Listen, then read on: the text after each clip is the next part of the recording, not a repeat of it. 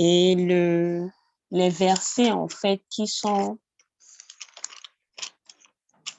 au programme, c'est Matthieu 27, versets 32 à 56, et Luc 23, versets 26 à 47.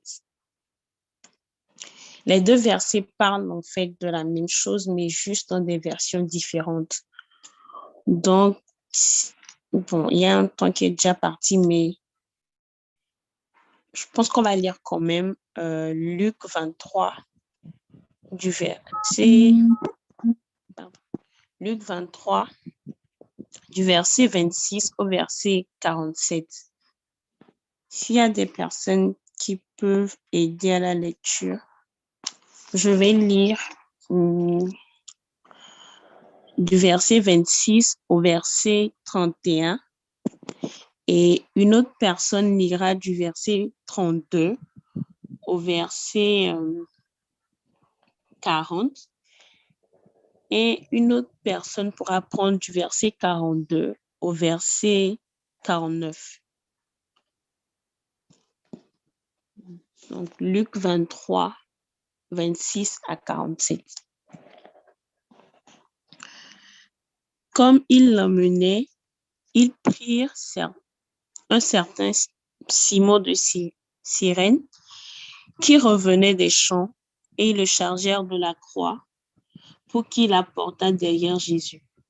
Il était suivi d'une grande multitude de peuple et de femmes qui se frappaient la poitrine et se lamentaient sur lui.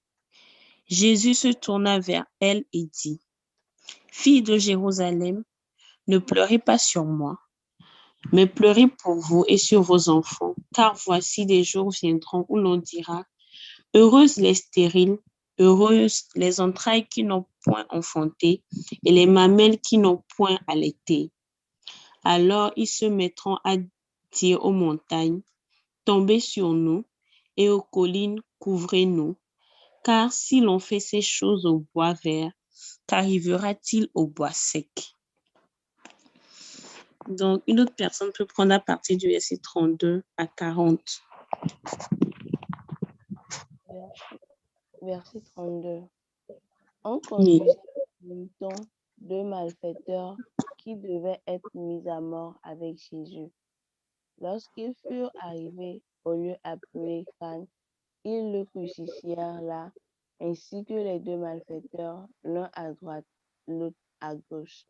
Jésus dit, « Père, pardonne-leur, car ils ne savent pas ce qu'ils font. » Ils se partagèrent les vêtements en tirant au sort. Le peuple se tenait là et regardait.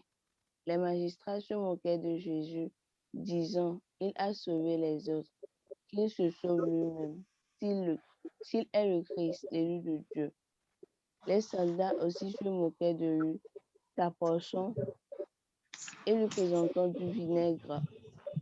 Ils disaient, « Si tu es le roi des Juifs, sauve-toi toi-même. » Il y avait au-dessus de lui cette inscription, « Celui-ci est le roi des Juifs. » L'un des malfaiteurs crucifiés l'injuriait, disant, « N'es-tu pas le Christ? Sauve-toi toi-même et sauve-nous. » Mais l'autre le reprenait et disait, « Ne crains-tu pas Dieu, toi qui subis la même condamnation? »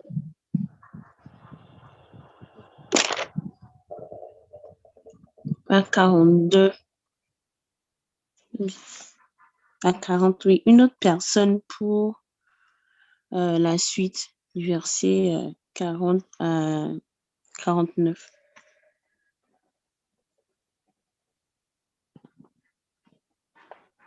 «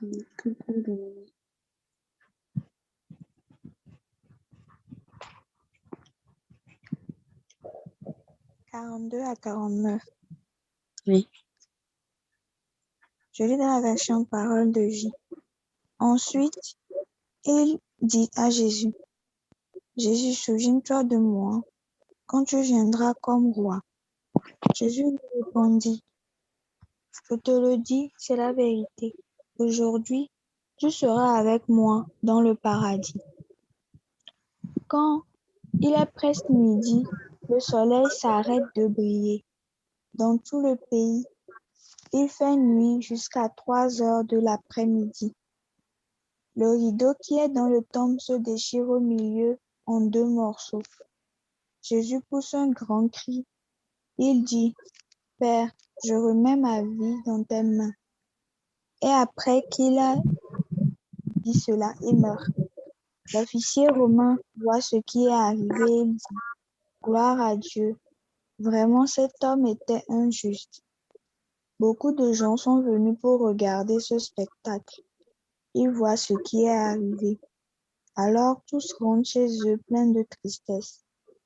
Tous les amis de Jésus et les femmes qui l'ont accompagné depuis la Galilée se tiennent assez loin. Ils regardent ce qui se passe. Amen. Amen. Merci beaucoup. Non. Là, on nous décrit, en fait, Luc nous décrit, selon lui, la scène de la crucifixion. Et puis, on va prendre Matthieu aussi parle de la même chose. Seulement, à un moment, on voit que les deux utilisent des termes différents ou parlent décrivent la scène d'une manière ou d'une autre qui est plus ou moins différente. Quand on va prendre Matthieu 27, du verset 32 à 56, il parle de la même chose et il dit, lorsqu'il sortit, il rencontrait un homme de Cyrène appelé Simon et il le forçait à porter la croix de Jésus. Arrivé au lieu de Golgotha, le lieu de Golgotha, en fait, c'est ça qui signifie le lieu du crâne. Ils lui donnèrent du vin mêlé de fiel, mais quand il l'eut goûté, il ne voulut pas boire. En fait, déjà, c'est quoi la crucifixion? La crucifixion, en fait, c'est le crucifixion de Jésus-Christ. Donc, déjà, on dit la crucifixion parce que c'est relié à Jésus. Ça, c'est la première chose qu'ils vont retenir, c'est le crucifixion de Jésus. Donc, c'est parce que Jésus-Christ, c'est à cause de Jésus-Christ, en fait, qu'on dit la crucifixion. Ça n'aurait pas été Jésus-Christ qu'on aurait dit tout simplement le crucifixion. Donc, le thème même, en fait, est relié à l'identité de Christ en lui-même. Et en fait, le crucifixion, c'est de placer une personne qui est condamnée sur un bois ou quelque chose, mais en forme de T. Donc, on peut l'attacher soit par des cordes, soit par des clous, ou soit par des chaînes. Donc, on trouve en fait des éléments comme cela pour pouvoir attacher la personne. Et c'est une pratique en fait qui était faite par les Romains. Et c'est ce lieu-là qu'on appelait le lieu du crâne parce que c'est là que les Romains traitaient en fait toutes les personnes qui étaient condamnées jusqu'à ce que on ne se retrouve avec le squelette, etc. Donc, c'était ce lieu-là qu'on appelait le lieu du crâne. Et c'était là-bas aussi que Jésus aussi avait été crucifié. Donc, quand on t'attache ou bien quand on utilise les clous et tout pour te mettre dans cette position-là, tu es destiné à une mort causée par asphyxie.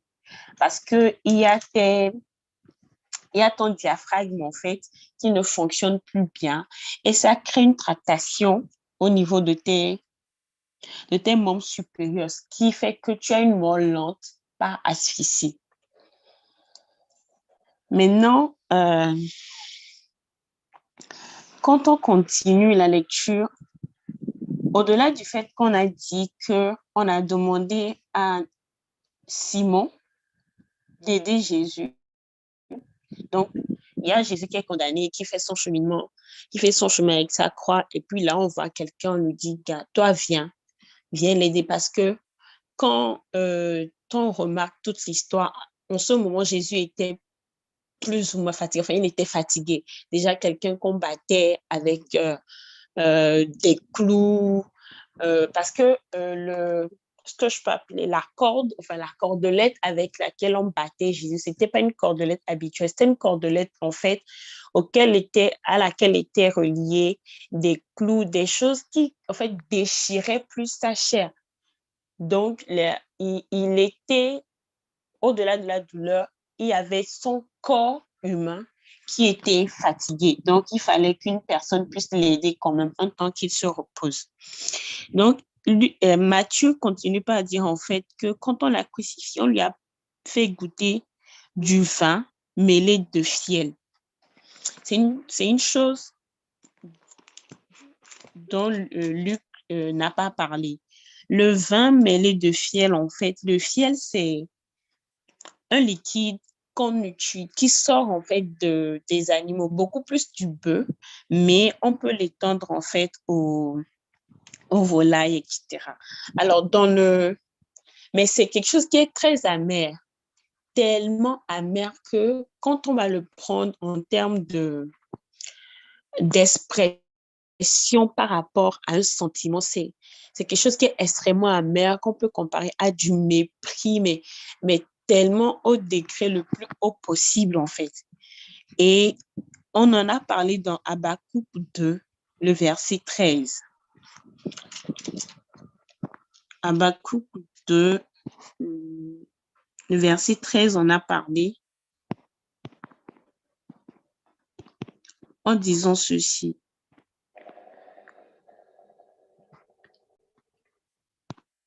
Voici, quand l'Éternel des armées l'a résolu, les peuples pour le feu, les nations se fatiguent en vain.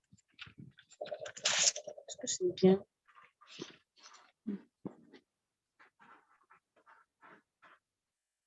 Non, je pense que ce n'est pas la bonne version. Mais je voterai la bonne version. Mais en fait, ce que ça voulait dire, en fait, le fiel, comme je disais, c'est quelque chose qui est très amer, c'est quelque chose, en fait, qui exprime une grande déprime.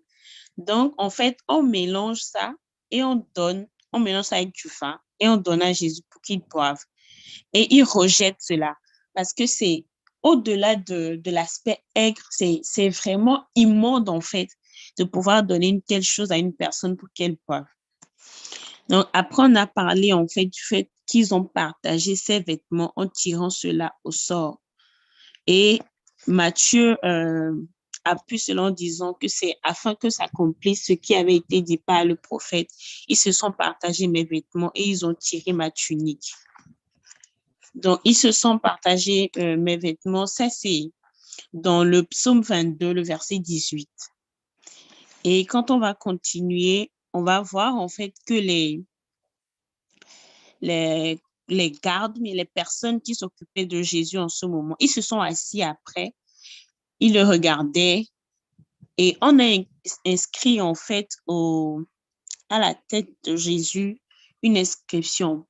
Pilate a fait inscrire quelque chose, Henri, qu'on voit souvent sur les trucs, mais en fait, ça voudrait dire celui-ci est le roi des Juifs. C'est une façon en fait de se moquer de Jésus parce que quand il était venu pendant les 3 ans de son enseignement, il disait qu'il était le Fils de Dieu, qu'il était le roi que les Juifs attendaient, qu'il était le Messie qui était promis et tout ça.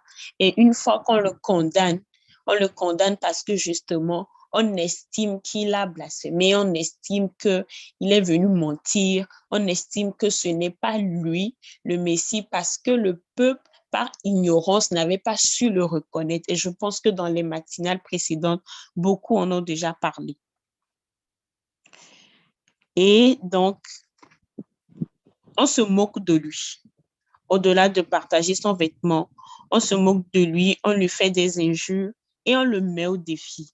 Et là, on dit, il y a des passants qui l'injuriaient et secouaient la tête en disant, toi qui détruis le temple et qui le rebâtis en 3 jours, sauve-toi toi-même si tu es le Fils de Dieu, descends de la croix. Et ça, c'est un comportement que nous-mêmes chrétiens aujourd'hui nous avons. Quand une personne est dans une situation, notamment une personne que nous avons, mais que nous connaissons comme étant une personne en griffe très spirituelle, comme étant une personne très dévouée à Dieu, comme étant une personne très engagée, une personne qui proclame la parole. Et puis, soudainement, nous remarquons que la personne traverse un désert, nous remarquons que la personne a des épreuves, nous remarquons que la personne est dans des difficultés. Nous,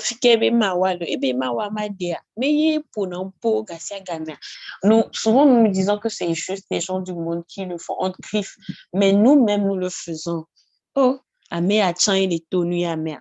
C'est cette personne aussi qui travaille cette situation, ou cette personne qui est à l'église tout le temps, cette personne qui sait, cette personne qui parle de Dieu sur les réseaux sociaux tout le temps, cette personne aussi est au chômage, cette personne aussi son mariage n'a pas marché, cette personne aussi est encore célibataire, cette personne aussi son enfant est malade. Bref, quand les situations arrivent dans les vies des uns et des autres, à un moment donné, on remet en question même l'identité spirituelle de la personne et la relation de la personne avec Dieu, au point où même on doute même des fois de la foi de la personne. On dit, oh, si cette personne avait réellement la foi, non, elle ne serait pas dans cette situation. Et les passants en ce moment, au-delà de l'identité de Christ, mettaient Jésus au défi. Ah, comme tu disais que tu es le Fils de Dieu, tu disais que tu pouvais faire ci, tu pouvais faire ça. Prouve-nous maintenant que tu es sur la croix. Descends. Si tu es vraiment celui que tu dis être, descends de cette croix. Déjà, normalement, tu ne devrais même pas être sur cette croix. Mais maintenant que tu y es, bon, on accepte que tu y es là. Descends. Ton père n'a qu'à venir t'aider. Descends, prouve-nous que ce que tu as dit là. Et ça, c'est l'incrédulité. Et ça me ramène aussi à penser à Thomas qui veut voir Jésus avant de croire qu'il est ressuscité beaucoup plus tard, en fait. Or, on nous dit, en fait, et que Jésus va lui répondre, en fait, heureux celui qui a vu sans croire. Et plus loin, nous avons le verset qui nous dit que la foi, c'est croire, en fait, dans les choses qu'on n'a pas vues et croire dans les choses en lesquelles on espère. Et donc, au-delà, nous sommes prêts à juger les gens par rapport à ce que nous voyons, par rapport à nous-mêmes, notre incrédulité, plutôt que de croire, de faire confiance à ce que Dieu est en train de faire par la personne. Et donc, il y a même les sacrificateurs qui sont là-bas, qui renchérissent aussi et qui se moquaient de lui en disant, il a sauvé les autres et il ne peut pas se sauver lui-même. S'il est roi d'Israël, qu'il descende de la croix et nous croirons en lui. Ça, c'est les mêmes choses, genre, prouve-nous, c'est ça, descends de la croix, prouve-nous que tu es Dieu.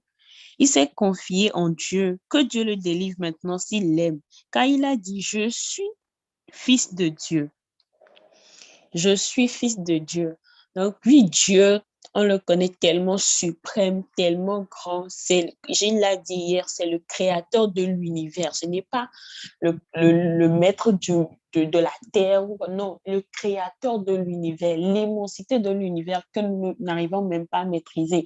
Même si les scientifiques essayent jusque-là, eux-mêmes, ils sont dépassés par l'immensité de la terre, de l'univers. Donc, voyez, on dit, toi, que tu es le fils de cette personne-là, et tu te retrouves là, nous, êtres humains, qui ne sommes rien, nous te maltraitons de la sorte, nous te mettons sur une croix. Et la dernière fois, je me suis toujours demandé, en fait, pourquoi quand on crucifiait Jésus, on avait crucifié ses pieds, et surtout dans cette position.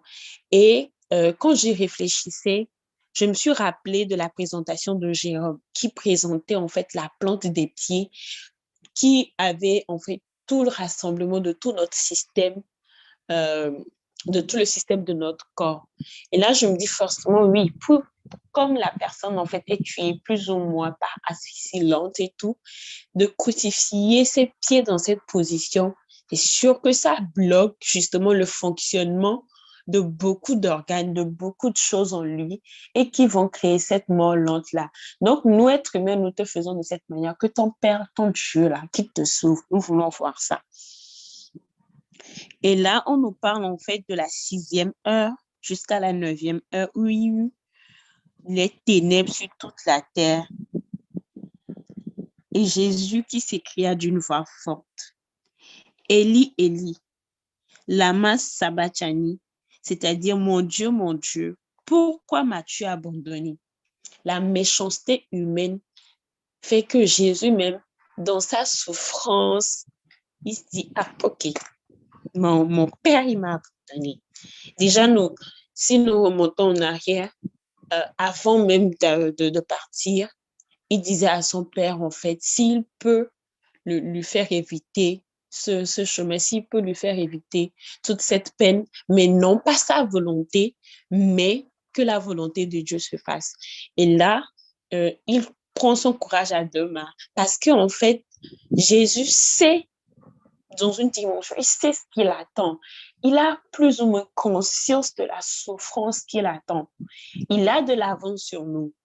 Il a de l'avance en tant que fils de Dieu, mais sa chair, son corps humain reste toujours le corps humain. Et là, il se retrouve à un moment où il n'en peut plus et il se sent abandonné par son père, avec les moqueries des uns et des autres, avec tout ce qui se dit autour de lui. Il se dit, mais oh, vraiment, papa m'a abandonné. Vraiment, je suis abandonné de mon père. Et là, il demande à son père, pourquoi est-ce que tu m'as abandonné? Pourquoi est-ce que tu m'as laissé? Pourquoi est-ce que tu m'as livré aux humains? Et là, c'est pareil pour nous quand nous traversons des situations extrêmement difficiles. Extrêmement difficiles. À un moment donné, la foi faiblit. Il y en a des moments, la foi est brodée, on murmure après Dieu, on se pose des questions, on regarde autour de nous, on entend ce que les gens disent. Oh Seigneur, qu'est-ce que moi je t'ai fait? J'ai passé tant d'années à te servir. Tu as dit de faire de pratiquer la dîme, de te donner la dîme avec reconnaissance. Je le fais. Tu as dit de faire l'aumône, je le fais. Tu as dit d'aimer nos prochains, je le fais. Tu as dit de faire ci. Tu as dit de pratiquer une vie de sanctification. Je fais tout pour le faire. Tu as dit de nous consacrer, je fais tout. Mais Seigneur, pourquoi est-ce que tu me fais subir ça? Pourquoi est-ce que c'est moi alors, c'est à moi que tu fais ça? Pourquoi? Et chaque fois, pourquoi on pose cette question? Pourquoi? Et on s'attend à avoir une réponse. On se dit, ah, il nous a abandonnés. On se dit, ah, Dieu m'a laissé. Mais Dieu ne t'a pas laissé. Qu'on se rappelle d'une chose, ma puissance s'accomplit dans tes faiblesses. Ma puissance s'accomplit dans tes faiblesses. Quand tu es dans le gouffre, quand tu te sens abandonné, moqué par les hommes, injurié, abandonné des hommes, et que tu te dis, oh, même mon Dieu, là, le seul à qui j'ai recours m'a abandonné. Non, il ne t'a pas abandonné. La gloire se prépare pour toi. Parce que dans cette situation, on le verra bien que Jésus-Christ va ressusciter. Et c'est cette gloire-là que le Seigneur prépare. Et cette semaine, dans ma méditation, on disait en fait que les épreuves que nous traversons, et ça, nous le savons, mais chaque fois, nous les oublions. Chaque fois, selon les circonstances, il nous arrive par moment d'oublier, mais nous le savons pertinemment. Mais quand les choses arrivent comme ça, dans notre cœur, quelque chose nous dit, en tout cas, ton Dieu là, il est où? J'ai avec lui. Et on oublie en fait que toute chose concourt au bien de ceux qui aiment Dieu. Que les circonstances soient au-delà. Et puis de toutes les façons, Dieu ne nous donne pas des preuves qui soient au-delà de notre personne, au-delà de nos forces, au-delà de nos capacités. Il ne nous en donne pas comme ça. Donc, que les situations soient extraordinaires, magnifiques, miraculeuses, ou que les situations soient extrêmement désastreuses, sachant que tout concourt au bien de ceux qui aiment Dieu et que chacune de ces situations, en fait, quand on finit de les traverser, nous amène dans une autre dimension de l'intimité avec Dieu. Nous amène dans une autre dimension de l'intimité avec Dieu. Et certaines fois, justement, quand Dieu nous recherche dans nos activités de tous les jours, dans nos choses, dans notre vie de tous les jours, et que bon, il se rend compte que, je veux récupérer mon enfant, je veux aller à une autre dimension avec lui. Il te met dans un désert, il te met à part, il te fait traverser une certaine situation. Et en restant focalisé sur le pourquoi, c'est difficile en fait de le comprendre. Il faut lâcher prise, aller au-delà du pourquoi et revenir dans la présence de Dieu pour dire, OK, Seigneur, voilà ce que je traverse, je suis là. Qu'est-ce que je dois faire? Qu'est-ce que je dois retenir de cette situation? Où veux-tu qu'on aille? Comment tu... Et là, en fait, à partir du moment du lâcher prise, les choses commencent, les révélations commencent à venir. Et même là, vous remarquez en fait que c'est pas comme si la situation s'est décantée, mais vous avez la possibilité de mieux la vivre parce que vous vous déchargez sur le Seigneur, parce que vous sentez sa présence même avec vous dans le désert et vous vivez cette intimité avec lui. Quand vous finissez de traverser cette situation, votre intimité, votre dimension avec lui, vous vous dites après, waouh, à un moment donné, vous avez envie de lui dire, Seigneur, est-ce qu'on peut faire replay? Désolé, mais est-ce qu'on peut faire replay? Parce que là, je sens que bon, là où je suis arrivée avec toi, là, c'est doux, façon. Ah, bon, mais bon, on va faire pause de 2 jours et puis après, on va reprendre. Et on oublie en fait qu'on avait eu à faire des réflexions comme ça. Donc, et là, les gens autour de Jésus, quand ils entendent dire Élie, Élie, tout ça, ils disent, oh, gars, attendez, il appelle Élie, hein. Il appelle Élie. Élie, le prophète Élie d'antan, il appelle Élie. Et l'un d'eux court, en fait, prendre une éponge qu'il remplit de vinaigre et il le fixe sur un roseau et lui donne à boire. Là, déjà, on revient encore au fait que les humains, toujours les juges, toujours, ils ont des préjugés. Moi, je parle, la personne parle, vous n'entendez même pas bien, vous dites qu'il appelle Élie. Qu'il appelle, et même s'il appelait Élie, c'est genre, eux, là, quel est leur problème là-dedans? Vous avez déjà torturé la personne. La personne est en train d'agoniser, la personne est en train de souffrir. La personne utilise le recours, en fait, qu'il a. Mais là encore, vous trouvez à dire qu'il appelle Élie. Qu'il appelle Élie. Et je pense, dans le verset de Luc, en fait, le fait qu'il appelle Élie, ils se disent, hein? Il appelle le prophète Élie qui vient le sauver. On verra bien s'il viendra. Est-ce que c'est votre affaire? Et ça, on verra bien ce que Dieu fera pour lui dans cette situation. Ah, c'est lui qui est chaque fois à l'église, c'est lui qui est chaque fois auprès du pasteur, non. Ah, il n'a qu'à appeler son Dieu là, au lieu d'intercéder pour la personne. Eh, frères et sœurs, intercédons pour les gens. Même, en fait, même quand nous ne savons pas ce que la personne traverse comme situation, dès que tu vois que ton frère ou ta sœur traverse une situation, tu sens que fidèle là tous les jours, elle sourit. Mais 2, 3 jours là, elle ne sourit plus. Seigneur, ok. Je ne sais pas ce qui se passe dans la vie de fidèle. C'est vrai qu'on a des jours avec et des jours sans. Mais Seigneur, si c'est qu'elle a un challenge, si c'est qu'elle, s'il te plaît, accorde-lui ta grâce. S'il te plaît, accorde-lui ta grâce. S'il te plaît, visite-la. 2, 3 mots là que tu vas dire à Jésus pour ta soeur, pour ton frère, là, ça ne va rien te faire. Et ça va l'aider. Intercédons pour les gens plutôt que de nous dire, oh, moi, on est pas. Non, non, non, non. L'amour, l'amour, que Christ a pour nous, que nous puissions manifester cela. Donc, nous voyons que même, on nous dit aussi que même les voyous qui étaient avec lui, moi, ils disent, oui, voyons si Élie viendra le sauver. Et là, on dit que Jésus poussa de nouveau un grand cri et rendit l'âme. Et je vais revenir en fait sur le fait que les voyous même se moquaient de lui. Genre, en fait, le truc, c'est qu'il y a même des gens, leur cas, entre griffes, est pire que la personne qui est dans la situation. Leur cas, là. C'est-à-dire que toi, peut-être, tu baignes, genre, dans le péché du mensonge. Ouais, personne ne ment plus que toi. Tout le monde sait que toi-même, ta respiration, c'est mensonge. Et que tu deals avec ça.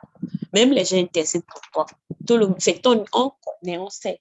Mais quand ton frère ou ta soeur est dans une situation, c'est toi qui viens maintenant dire, c'est lui qui t'avait cette situation. Oh, c'est toi qui es dans cette situation. Oh, c'est pas toi. Alors que toi-même, tu as tes propres fardeaux avec lesquels tu n'as pas encore fini de dealer. Mais c'est toi qui viens dire, c'est toi qui viens te moquer de quelqu'un. Toi-même, tu n'es pas mieux. Plutôt que de te concentrer sur ton cas, non, je vais parler de l'autre, c'est mieux. C'est plus facile de parler de l'autre que de parler de nous-mêmes. C'est plus facile de pouvoir compter les péchés des autres que de s'asseoir nous-mêmes et de faire un bilan personnel de qui nous sommes, de ce que nous faisons qui n'honore pas Dieu et de se décider à travailler dessus. Non, c'est dire pour l'autre qui est doux. Tant que ce n'est pas nous, c'est dit pour l'autre qui est doux. Vous êtes des voleurs. On vous reconnaît comme voleur. On vous crucifie. Une personne qui est innocente, qu'on juge à tort et à travers, vous venez vous moquer de la personne quand tout le monde aussi se moque de la personne. Eh, Seigneur, non, tu as souffert. Pardonne-nous. Tu as souffert. On ne savait pas. C'était pas ignorance, pardonne-nous. Et il faut aussi que nous aussi, nous arrêtons de pouvoir juger les gens alors que nous-mêmes, On a nos propres fardeaux. Et ça me rappelle la parabole, en fait, de la paille et du poutre, où on dit, ah, toi, tu veux enlever pour l'autre, alors que toi-même, là, ce que tu as chez toi, c'est beaucoup plus grand. Et hier, j'ai vu une de mes amies qui publiait, qui disait qu'un Z lui a dit qu'elle a porté pantalon, donc elle n'a pas reçu Christ.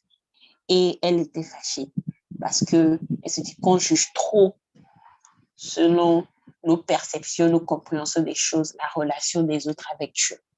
C'est ça. Et on nous parle en fait de la 6e et de la 9e heure à laquelle le Seigneur a agonisé et il est parti. En fait, j'ai beaucoup aimé la version de Fidèle qui a donné l'heure précise, 15 heures.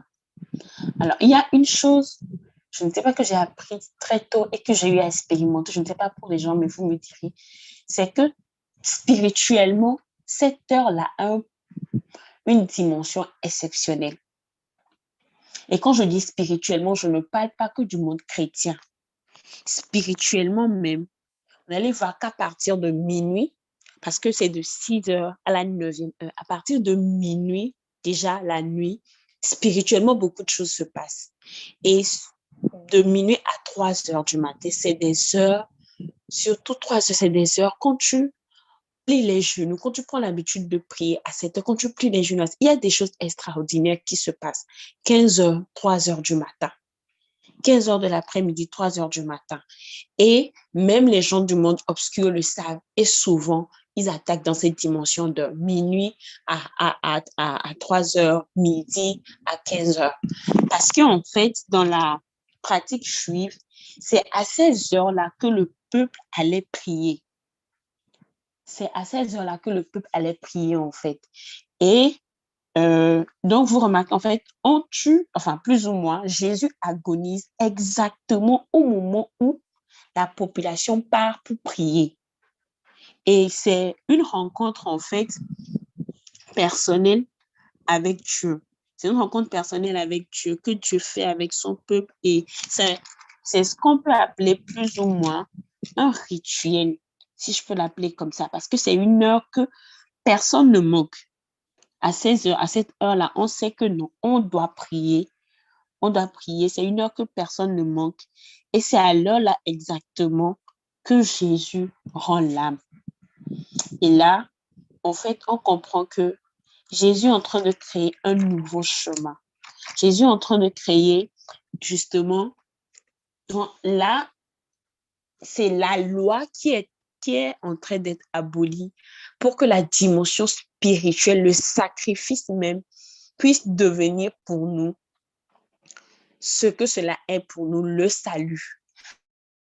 Parce que là, cette mort de Jésus à 15 heures, c'est un nouveau chemin qu'il crée avec nous vers le Père. Une nouvelle dimension, une nouvelle intimité qu'il crée avec nous vers le Père. Ce n'est plus la loi de il faut prier à 15 heures, ce n'est plus la loi, mais c'est vraiment le sacrifice de Christ qui devient maintenant ce chemin. Et c'est ça, en fait, qui se traduit par le voile qui est déchiré. C'est ça qui se traduit par le voile qui est déchiré. On n'est plus sous le joug de la loi. On n'est plus sous le joug de la loi. Le sacrifice de Christ refait toutes choses nouvelles. Et c'est pour ça même qu'il dit en fait dans Luc aux femmes, mais pourquoi vous pleurez pour moi? Enfin, moi, vous n'avez pas à me plaindre. Hein. Moi, vous n'avez pas à me plaindre. Plutôt pleurer pour vous-même.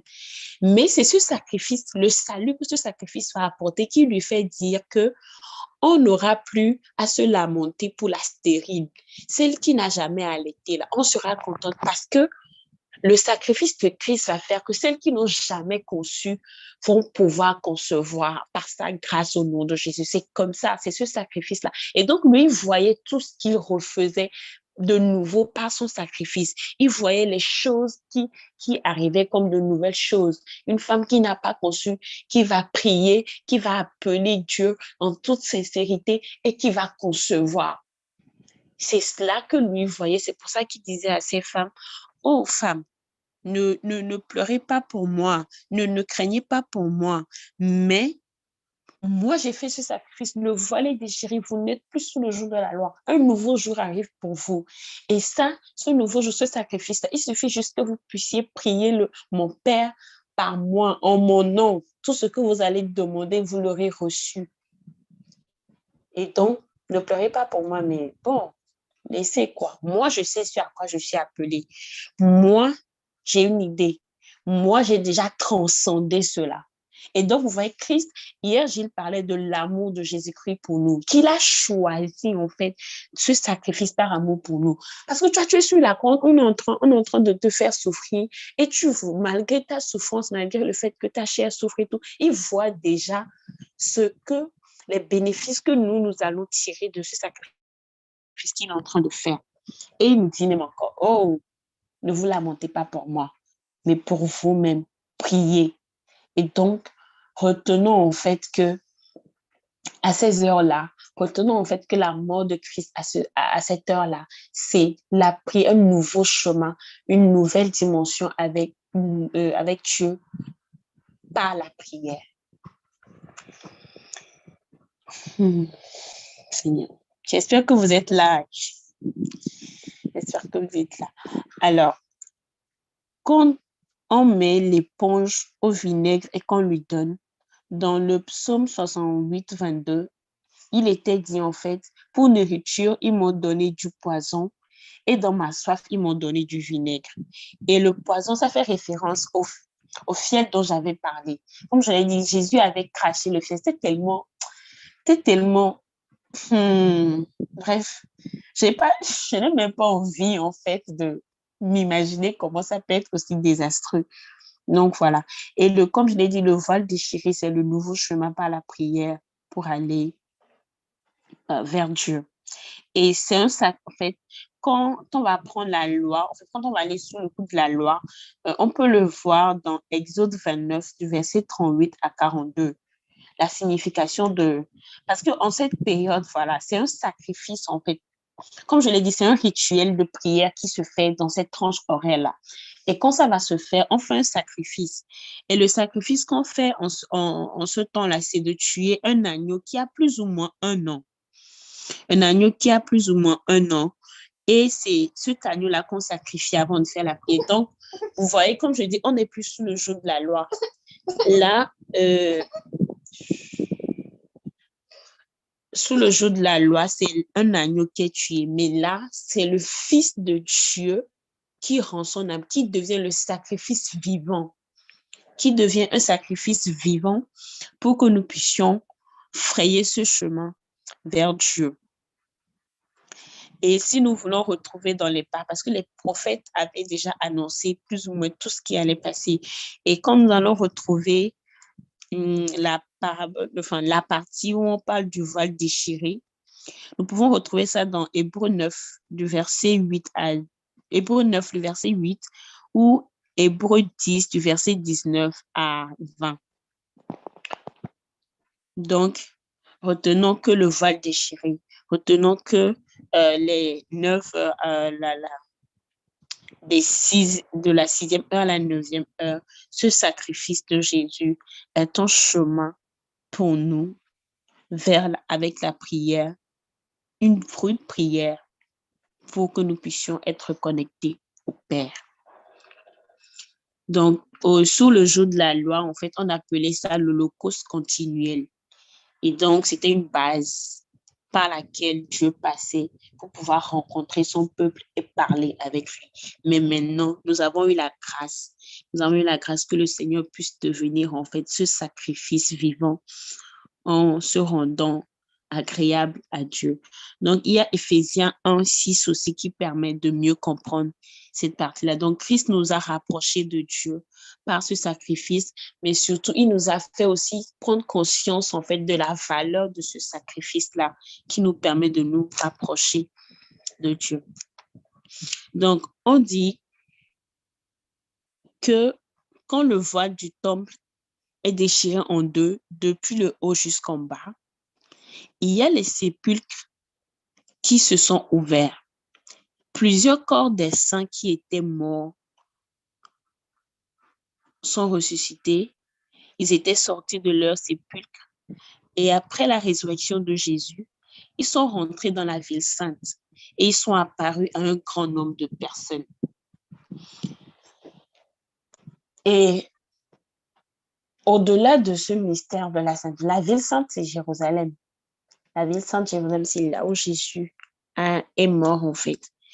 Et on dit, en fait, que les tombes qui étaient là, quand le gars est mort, quand le Fils de l'homme, quand le Fils de Dieu a rendu l'âme, ces tombes se sont ouvertes, en fait, et les personnes qui étaient conçues comme des personnes saintes sont sorties. Et après la résurrection de Christ, ces personnes sont revenues en ville et se sont manifestées à d'autres personnes.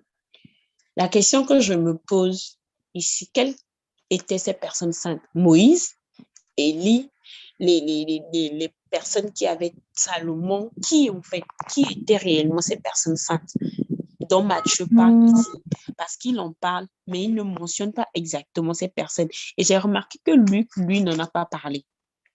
Donc, c'est qui ces personnes saintes qui étaient sorties pour revenir en ville et se manifester après la résurrection de Christ?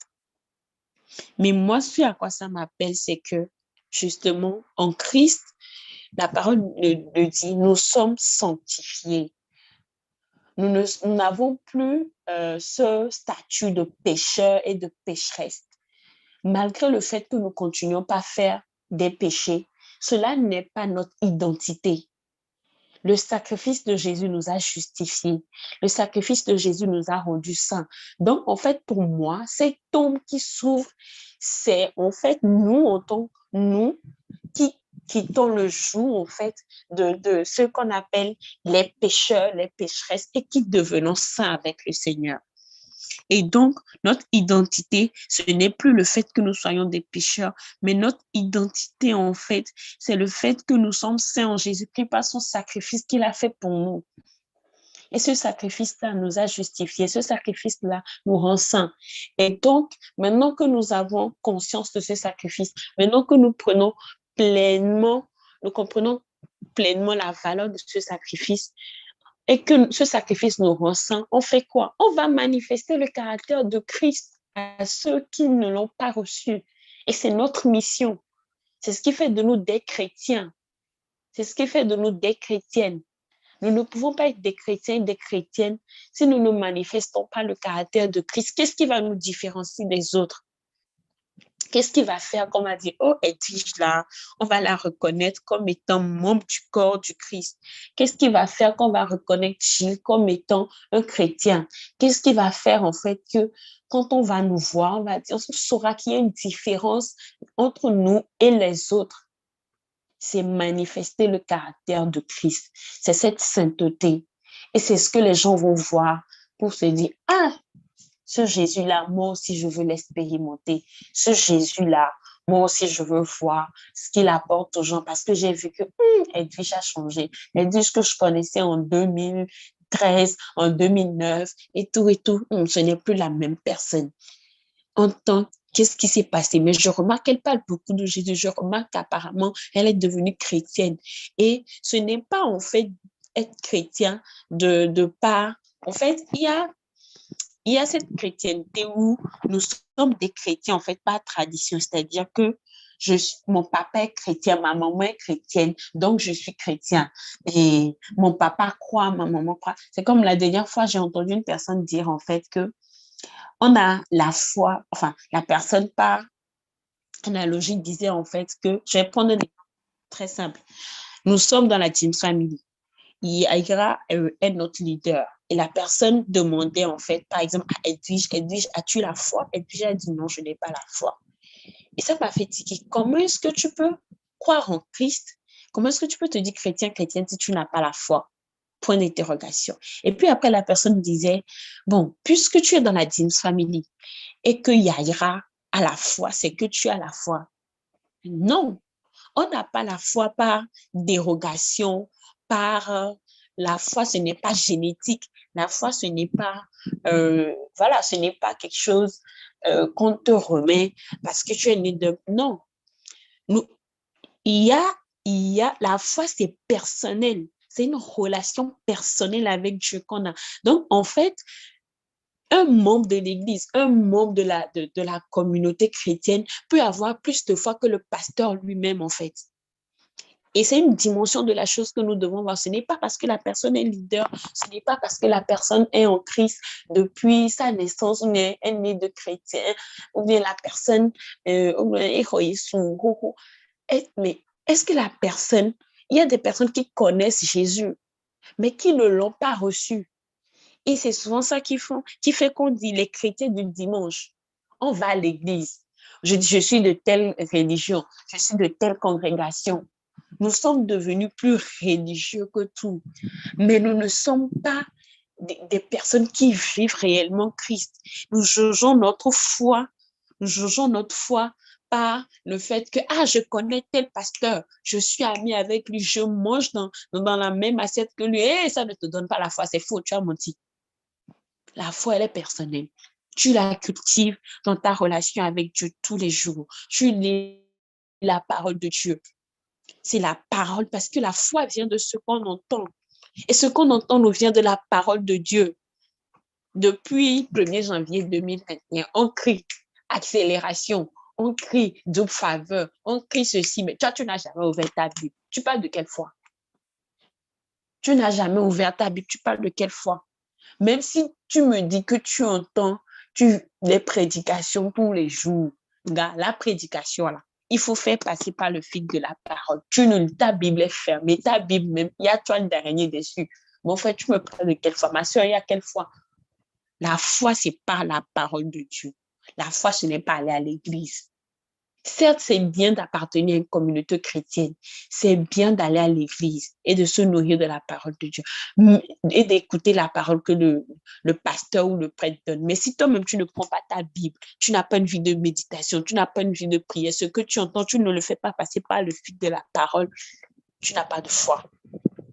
Parce que quand les situations viendront, c'est cette foi qui va t'amener à te rappeler qu'il y a tel verset que j'avais médité la dernière fois et tu vas déclamer, proclamer ce verset sur ta vie. Ce n'est pas maintenant que tu vas aller chercher le pasteur. Ce n'est pas la foi par procuration du pasteur qui va te sauver dans certaines situations. Non, c'est ta propre foi qui va te sauver. Que le Seigneur nous fasse grâce, que nous puissions vraiment chaque jour chercher à aller en profondeur avec lui, à nourrir notre foi et non à vivre une foi par procuration. Et non à dire que je suis membre de la Team Family, donc moi je suis déjà sauvé, moi je suis chrétien. Jesus is my Savior. Jesus is yes. On n'a pas dit Jesus is our Savior. Moi je me dis merci Seigneur. Et c'est pourquoi en fait dans la révélation de ce nom, il n'a pas dit votre Dieu, appelez-vous Jesus is our Savior. Il a dit Jesus is my Savior. C'est personnel. C'est personnel. Puissions-nous cultiver cette relation personnelle avec Dieu pour nourrir notre foi. Si toi, tu n'as pas ta foi personnelle et que vous vous retrouvez à discuter, quel est le témoignage même que tu vas partager avec les autres? Les témoignages par procuration. Mon ami évangéliste là m'avait dit la dernière fois qu'il a vécu cette situation-là. En fait, toi-même, tu n'as jamais de témoignage personnel à partager avec les gens. Comment est-ce que tu vas aller ramener les âmes à Christ? Donc, on va dire, allons faire évangélisation.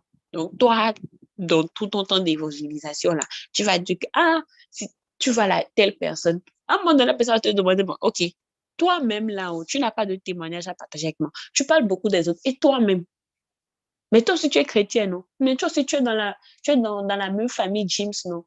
Toi aussi, tu es dans la même congrégation, non? Mais pourquoi c'est toujours tu indexes les autres et tu ne parles jamais de ce que toi, tu expérimentes avec Dieu? Ta Bible est fermée. Donc, c'est ça. Oui, Boris, c'est ça. Le nom possessif, que nous puissions posséder cela. Chacun doit le posséder. Jesus is my Savior. Il est my Savior avant d'être notre Savior. Et si je n'arrive pas à cultiver le my Savior, ce serait difficile de pouvoir vivre cette expansion avec les autres. Parce que, on ne sera pas sur le même chemin, enfin, la même ligne. Et c'est sûr que personne ne va attendre. On est dans le temps de l'accélération. Tout le monde a envie de passer à une nouvelle dimension. Qui va t'attendre? Donc, que le Seigneur nous fasse grâce. Et on continue en disant que le centenier Et ceux qui étaient avec lui pour garder Jésus, ayant vu le tremblement de terre qui venait d'arriver, furent saisis d'une grande frayeur et dirent, assurément, cet homme était le Fils de Dieu. Voilà. La foi par la vue. Je dois voir avant de croire. Quand Jésus rend l'âme, il y a la terre qui se fond, il y a ce ciel-là même déjà qui était tout noir à ce moment-là. Toutes ces choses font que les gars se disent, hey, on a fait quelque chose. Ce gars-là, vraiment, c'était le Fils de Dieu. Ce gars-là, vraiment, c'était quelqu'un que Dieu avait oint. C'était quelqu'un que Dieu avait oint. C'est là, en fait, qu'ils s'en rendent compte. C'est là, en fait, qu'ils se rendent compte que, on a fait quelque chose. Mais gars, c'est ça. Nous attendons les miracles avant que notre foi s'active. Nous attendons les miracles. Si nous ne voyons pas les miracles, Mais en fait, eux-mêmes, ils s'en sont rendus compte par quoi? La révélation du Saint-Esprit. Parce que moi, je me dis, la dimension humaine dans laquelle ils étaient ne pouvait pas leur permettre, rien qu'avec ces œuvres-là, de se rendre compte, de se rendre compte, en fait, que non, c'est le Fils de Dieu. Non, l'Esprit Saint passé par là. Et c'est aussi ça, en fait, qui constitue notre foi. Notre foi aussi, c'est les choses que l'Esprit Saint nous révèle dans la parole. La parole, il y a ce qu'on lit qui est le logos. Mais il y a le rhéma qu'on ne peut avoir que par la présence de l'Esprit Saint.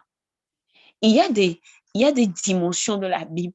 Tu vas les lire chaque jour. Et puis, il y a un jour, tu vas lire ça. Le Saint-Esprit va te révéler quelque chose. Va te dire, hey, Jesus, depuis, je lisais ça là, c'est aujourd'hui, j'ai compris ce truc-là. Comment ça se fait? Comment ça se fait? Mais oui, Boris, même sans déjà reconnu que Jésus est le Fils de Dieu, mais pas la puissance de cet esprit, pas la révélation de cet esprit. Un peu comme quand Simon disait à Jésus, Seigneur, tu es le Fils de Dieu. Et le Jésus lui a dit, non, ce n'est pas toi en tant qu'homme. On te l'a révélé, c'est mon Père qui te l'a révélé. Parce que toi-même, en tant que personne, en tant qu'humain, tu ne peux pas comprendre cette dimension de la chose. Pas à cet état où on est. C'est mon Père qui te l'a révélé. Et c'est la même chose, en fait, avec les gardiens ici. C'est la même chose avec eux. C'est l'Esprit Saint qui le leur a révélé. C'est vrai que leurs yeux ont analysé les différentes choses qui se sont passées autour d'eux. Mais leur esprit a conçu cela parce que l'Esprit Saint est passé par là pour faire une révélation. Et on dit en fait que il y a plusieurs femmes qui regardaient de loin, les femmes qui avaient accompagné Jésus depuis la Galilée pour le servir. Parmi elles était Marie de Magdala, Marie, mère de Jacques et de Joseph, et la mère de Zébédée. Et là, en fait, encore, on voit une fois encore l'impuissance des personnes qui sont habituellement avec Jésus. L'impuissance humaine. Leur maître est en train de souffrir. Et wow, les gars souffrent. Mais elles ne peuvent rien faire. Leur cœur souffre, mais elles ne peuvent rien faire. Elles sont de loin et observent la scène avec un cœur déchiré. Mais en même temps, quand j'ai réfléchi, c'est une autre dimension de la chose, mais je me dis, c'est aussi en fait des fois, quand nos leaders sont dans les challenges, on les regarde. Justement, puisque notre foi n'est pas à la dimension, il faut se dire, si le pasteur passe dans cette situation, le pasteur même est dans cette situation. Si Cordy est dans cette situation, est-ce que moi, ma foi, là, comment est-ce que je peux intercéder pour que sa situation, Dieu va faire un. Mon frère, ma soeur, ta foi peut agir. C'est là où justement on a besoin de la foi. Ta foi peut agir.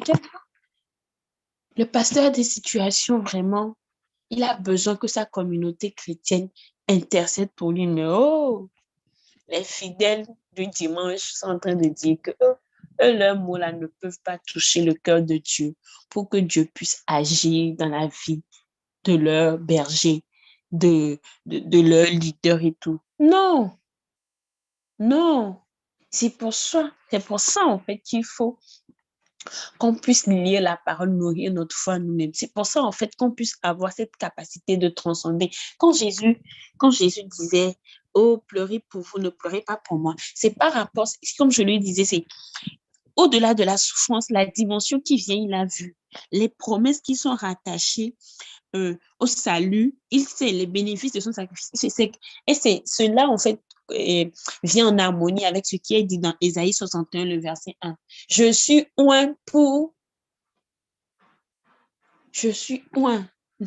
J'ai été oint pour guérir les malades, sauver tel. Et si tu sais qu'en Christ, tu es oint, tu sais que tu n'es plus sous le joug de la loi. Jésus qui a refait les choses. Jésus qui a transformé les choses. Tu es saint en Christ. Tu nourris ta foi avec la parole. Comment est-ce que tu vas douter du fait que justement, ta prière puisse sauver la situation que traverse ton église, que traverse ton pasteur, que traverse ton leader, que traverse ton frère ou ta soeur que tu dis habituellement, oh, sa dimension spirituelle est plus élevée que la mienne. Tu as évalué avec quel baromètre spirituel? C'est parce que tu sais que ta foi n'est pas à la mesure, parce que tu sais que toi-même là, tu es chrétien le dimanche, moi-même je suis chrétienne du dimanche. C'est parce que je sais que quand on dit les choses et que je dis preach it là, je ne vis pas ça. Je dis juste preach it au bout de la bouche. Et donc, je ne peux pas vivre ça pour pouvoir sauver mon prochain, pour pouvoir intercéder pour lui, pour que les choses, les situations se décantent dans sa vie. Alors que des fois, dans nos situations, nous sommes tellement ébranlés que l'intercession des autres, et j'ai vécu ça récemment avec certaines personnes de la James Family, où j'étais dans une situation où tout ce que je faisais comme effort, en fait, je déployais une énergie exceptionnelle pour faire ce qu'en temps normal était le minimum pour moi. J'ai essayé de me battre toute seule, mais à un moment, je dis, bon, allez, je n'ai pas des amis, je n'ai pas des soeurs et des frères dans la foi pour pouvoir gérer tout seul mes fardeaux. Non, je leur ai dit, mes soeurs, j'ai ce challenge-là, je vous promets. J'ai écrit le message à certaines d'entre nous le matin avant d'aller au boulot. Il y en a qui m'ont envoyé des versets. Il y en a qui ont prié pour moi. Il y a une sœur qui m'a appelé pour pouvoir prier pour moi, mais j'étais au boulot et elle a laissé la prière par audio.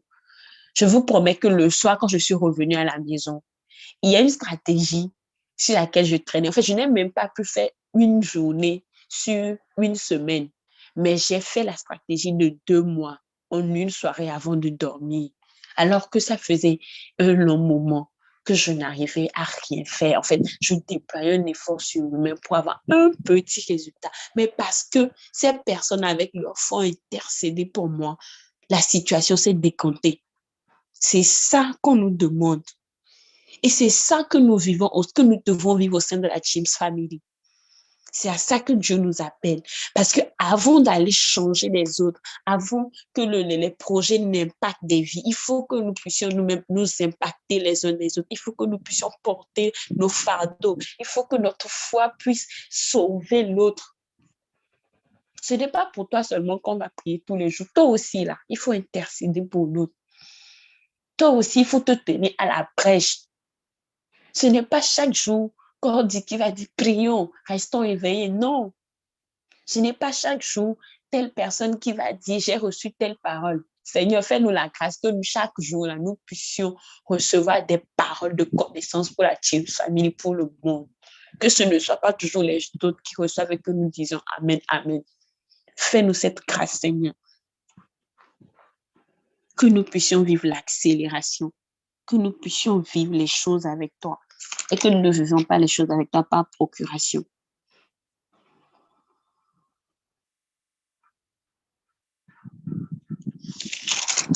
Je pense que le temps est énormément parti.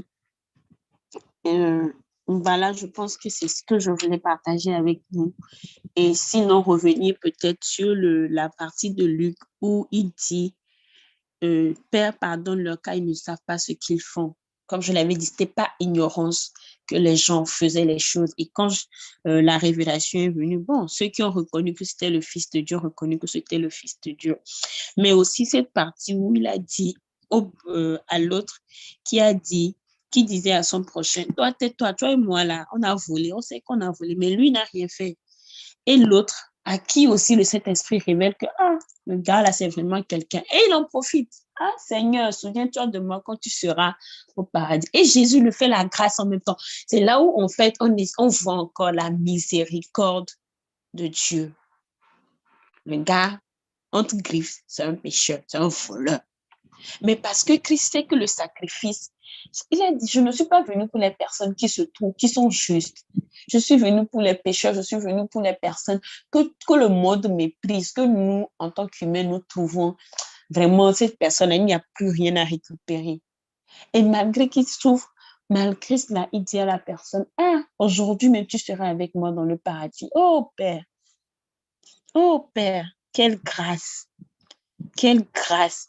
La miséricorde de Dieu est tellement infinie. La miséricorde de Dieu est tellement énorme. Il souffre. Il est condamné injustement. Mais il fait encore grâce à quelqu'un. Il fait encore grâce à quelqu'un. Parce qu'il sait que son sacrifice est pour cette personne-là. Parce qu'il sait, et puissions-nous cultiver la réelle miséricorde. On ne peut pas dire qu'on s'aime sans cultiver la miséricorde. Ce n'est pas possible. Ce n'est pas possible. On ne peut pas dire qu'on s'aime, qu'on aime Dieu et ne pas faire preuve de miséricorde, de pardon. À lui pardonner 7 fois 77. Mais non, oh, c'est qui m'a fait là. Moi, jamais je ne vais lui pardonner.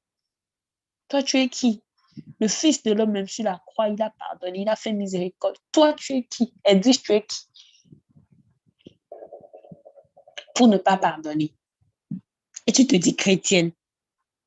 En tout cas, fidèle, il a profité. Et moi, même si j'étais là-bas, Seigneur, nous sommes là. On lui. Le gars, il est au paradis. Il est au paradis, juste parce qu'il a eu justement cette présence d'esprit d'aller au-delà de ce qu'il voit.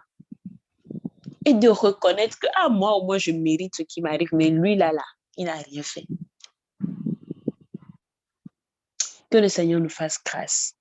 Que le Seigneur nous fasse grâce. Que le Seigneur nous fasse grâce. En tout cas, la mine de son pote, wow, vraiment, hein. Vraiment. Le gars va se dire, ah, il a raté, il a raté. Il a raté, hein. En tout cas, ça l'a loupé. Ça l'a loupé. Ils n'ont qu'à aller se gérer là-bas. Pour eux, là, c'est fini. Nous, on est encore en train de faire notre chemin. Mais je sais que le Seigneur nous fera grâce. Je sais qu'il a déjà fait grâce. Et c'est justement pour que nous puissions pleinement vivre cette grâce que nous sommes en train de vivre tous ces moments, que nous sommes encore en train de faire ces matinales pour davantage comprendre ce qu'il attend de nous. Qu'il nous fasse grâce. Ah oui, infidèle, c'est pour une seule personne. Le nombre de personnes qu'on est sur cette terre. Oui. Donc, quand je vais faire mes choses, ne vous fâchez pas, pardonnez la miséricorde. Mais ce n'est pas aussi parce qu'il y a la miséricorde que nous aussi, on sait que ce n'est pas bon, mais on va faire. Et Dieu est miséricordieux, son amour est infini. Donc, je vais aller prendre la viande dans la sauce là. Je vais aller torpiller mon ami là au boulot. Je vais ce péché là. On a péché mignon. Un péché peut être mignon. Jésus, pardonne-nous. Oh, j'ai envie de le laisser, mais c'est un péché mignon là. Oh. Et on trouve des excuses, on trouve des arguments pour justifier. Et ça nous permet de rester dans notre confort, dans notre zone de confort. Oh, mon frère, ma soeur, sortons de ça. Sortons de ça. Que la miséricorde ne nous fasse pas ne nous fasse pas rester dans le péché, que la miséricorde ne nous fasse pas rester dans notre zone de confort. Non, cherchons à être justes. Justement parce que quand nous allons chercher à être justes, à être saints, à manifester le caractère de Christ, à enlever de notre vie tout ce qui est péché mignon, tout ce qui est quoi. C'est en ce moment même que la miséricorde va encore plus se manifester dans ta vie. Parce que tu fais l'effort chaque jour de vivre une vie de sanctification, d'être vrai, d'être sincère avec Dieu, de chercher son intimité. Quand les situations vont venir et que les gens vont intercéder pour toi et que tu vas proclamer la parole de Dieu, la miséricorde va agir. Et tu es dans le péché, que la miséricorde ne nous fasse pas rester dans le péché. C'est vrai que nous ne sommes pas pécheurs, nous sommes saints. Il faut que nous puissions réellement vivre cela. Que le Seigneur nous accorde sa grâce. Que le Seigneur nous accorde sa grâce. Soyons sincères avec lui, soyons vrais avec lui. Que le Seigneur nous accorde sa grâce. Prenons pleinement conscience, en fait, du sacrifice de Christ qui nous a sauvés, qui nous a rachetés, qui nous amène à une nouvelle dimension avec le Seigneur. Et que nous puissions pleinement bénéficier de toutes les grâces, de tout ce pourquoi il a été un pour venir sur cette terre et faire ce sacrifice-là pour nous. Donc, si vous avez des apports, c'est le mot. Ah, il est 5h30, pardonnez-moi. Si vous avez des apports, on va les prendre et puis on va faire la prière. Et si Rhoda est là, je vais lui demander de prier pour nous.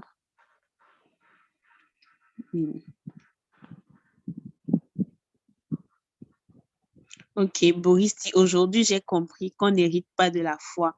Ce n'est pas génétiquement transmissible. Soit toi-même, tu le cultives ou toi-même, tu le cultives. Rien à faire. Yes, merci Boris.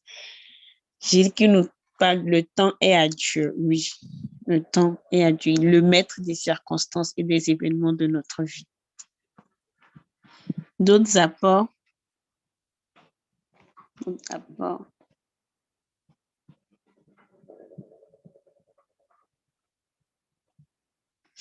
Donc, il y a Victoire qui dit, il est mort pour nos péchés. Ils l'ont torturé, il a porté un chapeau d'épines, sa propre croix, reçu des coups de fouet, bu du vinaigre à la place de l'eau. Mais avant de rendre l'âme à la dernière minute, il va pardonner encore un pécheur et lui accorder le royaume des cieux. Yes, c'est ça. Miséricorde. Merci. Alors, ok, donc nous allons prier. Je vais demander au grand frère Nunyava de bénir notre journée, de remercier le Seigneur pour ce temps que nous avons passé ensemble et que nous puissions lui remettre le reste des séances. Si le grand frère Nunyava est là. Amen. Prions le Seigneur. Cher Père, nous t'adorons, nous te magnifions, nous te bénissons. Tu es Dieu qui nous aime. Merci, Seigneur, pour tout ce que tu ne cesses de nous faire, pour ta présence continue avec nous, Seigneur, pour ton amour, ta guidance, Seigneur, dans tout ce que nous faisons. Merci, Seigneur, parce que peu importe ce que nous faisons, tu es toujours là pour nous conseiller, nous parler et nous remettre sur le droit chemin de ce que nous en sortons. Merci pour ce matin, Seigneur. Merci pour les grandes choses que tu ne cesses de faire pour nous. Merci parce que nous avons la foi, nous venons d'être bénis, Seigneur. Parce que personne ne vient à ta présence devant ton trône pour partir les mains vides. Nous venons d'être transformés, d'être revigorés. Nous venons d'être renouvelés, Seigneur. Maintenant que nous partons, Seigneur, que cette charge que nous sommes venus prendre, nous le semons dans le monde avant de revenir le soir au nom de Jésus-Christ. Amen. Que chaque personne qui entre dans notre contact soit transformée comme nous l'avons été au nom de Jésus. Que tout ce que nos mains toucheront devienne des bénédictions pour les gens et pour nous au nom de Jésus-Christ. Que tout démon à notre chemin, la terreur de ça au nom de Jésus-Christ. Que tout obstacle, que tous les esprits mauvais qui ont fomenté des choses contre nous, des accidents, des attaques, Seigneur, que toutes ces choses-là soient déjouées par le sang de Jésus-Christ. Que chaque individu soit béni à son aller, à son retour, et pendant son travail, ses occupations au cours de la journée, au nom de Jésus-Christ. Bénis-nous, bénis-nous, bénis-nous, Seigneur, pour ce que nous faisons. Et lorsque nous nous trouvons, Seigneur, que nos bouches soient remplies d'actions de grâce et de témoignages pour toi. Merci, Seigneur, pour la vie de notre cousin. Merci, Seigneur, pour le saut que tu as mis sur Merci, Seigneur, pour le travail que tu ne cesses de faire dans sa vie. Et merci parce que tu en feras encore de plus grande au nom de Jésus-Christ. Béni sois-tu à jamais. C'est dans le précieux nom de Jésus que nous prions reçu. Amen. Amen, amen, amen, amen. Blessing, Fofo, blessing, famille. Merci beaucoup. Et encore mes excuses pour le débordement. Passez une très, très, très belle journée. Et